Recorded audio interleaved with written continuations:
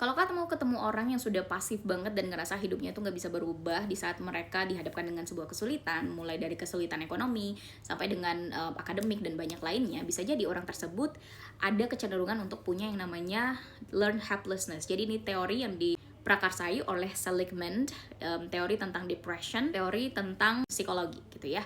Dia adalah seorang psikolog dan juga researcher, dan eksperimen ini dilakukan di 1965. Dan di sini gimana sih kita bisa punya learn of helplessness. Jadi di saat hidup kita itu penuh dengan namanya uncontrollable bad events. Jadi ada banyak banget kejadian-kejadian buruk, misalnya penolakan, misalnya kegagalan, misalnya kekurangan, baik itu kekurangan cinta, kekurangan uang, apapun itu. Kemudian selama ada banyak hal bad events itu ya, kejadian buruk itu, otak kita, diri kita, emosi kita mulai kemudian perceive atau menganggap bahwa ada banyak hal yang tidak dikontrol kita. Kita tuh lack of control. Apapun yang kita lakukan, kita nggak bisa ngontrol sesuatu dan semuanya akan jadi buruk gitu. Dan kemudian kita mulai yang namanya ini, yang terakhir ya, yang parah banget, kita mengeneralisasi bahwa segala hal itu helplessness. Kita tuh nggak bisa dibantu, nggak bisa berubah. Dan ini menjadi behavior atau kebiasaan. Jadi kita berpikir dan belajar bahwa kita tidak bisa mengubah sesuatu negatif untuk terjadi karena kegagalan itu tidak bisa dihindarkan. Sebenarnya learn helplessness ini bukan artian kamu tuh tidak mempunyai kompetensi untuk menyelesaikan sesuatu, tapi sebenarnya respon kamu terhadap kegagalan itu yang bisa dibilang salah atau langsung ekstrim. But again, dalam psikologi itu sendiri make sense karena ada banyak kejadian yang tidak kamu bisa kontrol, dan kejadian buruk ini terus-menerus terjadi, jadi mengubah cara kamu berpikir dan juga merasakan sesuatu. Nah, berikut symptoms dari learned helplessness itu adalah kita merasa kita tuh tidak punya harapan untuk menjadi kaya, misalnya kita tidak punya harapan untuk dicintai, misalnya, dan juga kita tidak punya power untuk kemudian mencapai mimpi-mimpi kita mungkin ya. Dan kita mulai kemudian pasif, nggak punya motivasi, merasa pesimis, apapun yang kita lakukan hasilnya akan jelek terus, akan buruk terus, akan gagal terus. Ya, ini juga bisa tercipta di saat kamu terus-menerus menemukan kegagalan dan penolakan.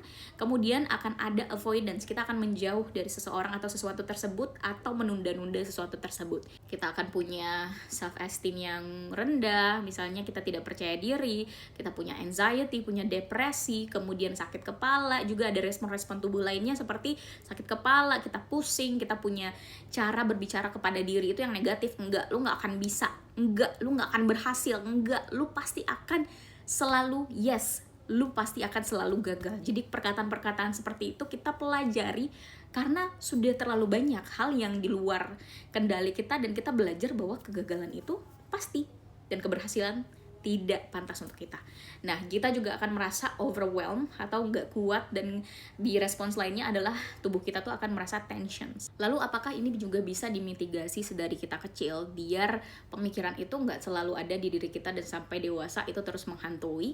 Ya, sebenarnya kalau kamu bisa ngelihat kecenderungan seperti ini terjadi di anak kamu atau di adik kamu, mungkin ada hal yang bisa kamu ubah. Yang pertama, kalau mereka nggak percaya diri, kalau mereka merasa frustasi, misalnya di saat mengerjakan tugas apapun atau melakukan kerjaan apapun, di saat mereka itu pasif, nggak mau ngasih pendapat mereka, di saat mereka tuh lack of effort, nggak mau membuat suatu usaha atau effort ngelakuin sesuatu, dan mereka gampang menyerah.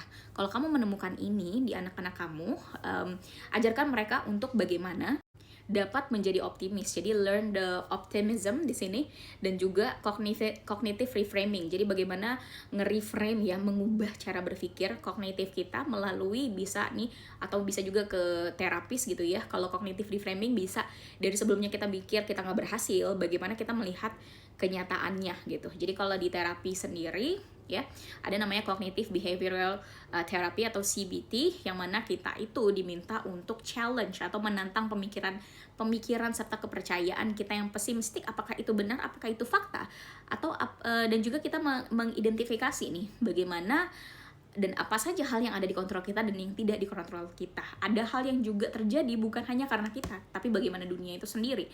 And that's completely okay. It doesn't mean kamu harus berhenti untuk berjuang. Dan bagaimana kita menghargai kemenangan-kemenangan kecil dan pencapaian-pencapaian kecil. Begitu deh kurang lebih gimana menurut kamu tentang learn hopelessness.